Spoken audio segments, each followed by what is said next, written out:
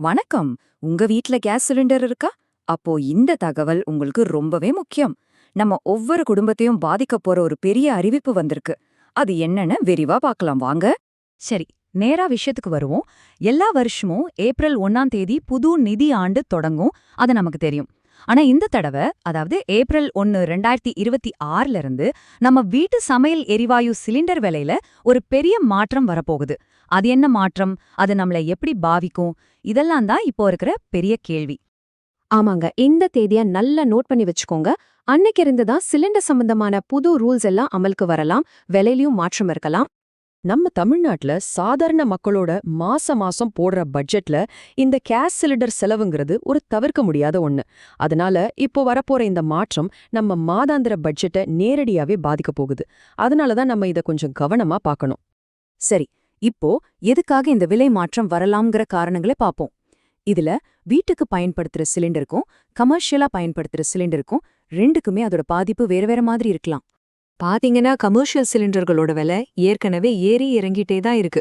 குறிப்பா ஹோட்டல்கள்ல யூஸ் பண்ற அந்த 19 கிலோ சிலிண்டரோட விலை ஏறுச்சுன்னா என்ன ஆகும்? நீங்க வெளியில போய் சாப்பிடுற சாப்பாட்டோட விலையும் ஏறும். இதுதான் இப்போதைக்கு பொதுமக்களோட பெரிய கவலையா இருக்கு. இந்த ஸ்லைட்ல ஒரு இன்ட்ரெஸ்டிங்கான விஷயம் இருக்கு. சிலிண்டரோட விலைய யாரும் நினைச்சா ஏத்துறதில்ல. உலக அரசியல் சூழல், கச்சா எண்ணெய் விலை, புதுசா வர்ற வரிகள், அப்புறம் டிரான்ஸ்போர்ட் செலவுன்னு இப்படி பல பெரிய விஷயங்கள் சேர்ந்துதான் அதோட கடைசி விலைய முடிவு பண்ணுது. சரி, இப்போ நம்ம வீட்டு சிலிண்டர் விஷயத்துக்கு வருவோம். நம்ம எல்லாருடைய மனசுல இருக்கிற முக்கியமான கேள்வி இதுதான். கவர்மெண்ட் ஏதாவது ஸ்பெஷல் மானியம் அறிவிக்குமா?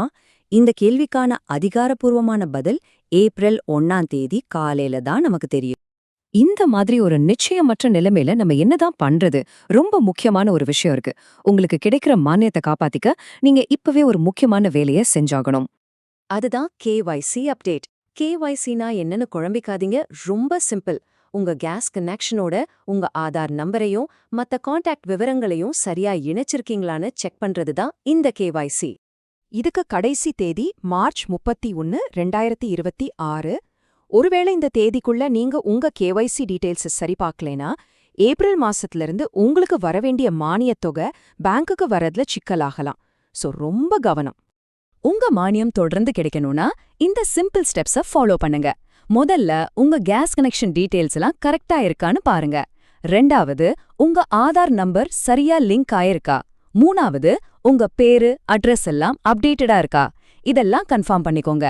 ஏன்னா அரசு இப்போ போலி இணைப்புகளை நீக்கிட்டு வராங்க. அதனால உண்மையான கஸ்டமர்ஸ் தன்னோட விவரங்களை சரிபார்க்கறது ரொம்பவே முக்கியம்.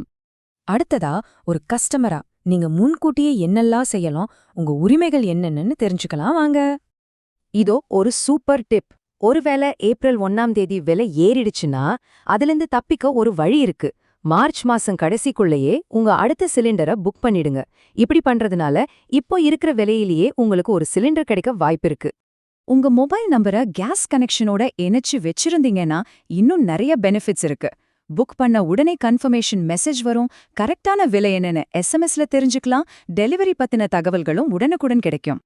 இது நுகர்வோர் அமைப்புகள் கொடுக்கிற ஒரு முக்கியமான அறிவுறுத்தல்.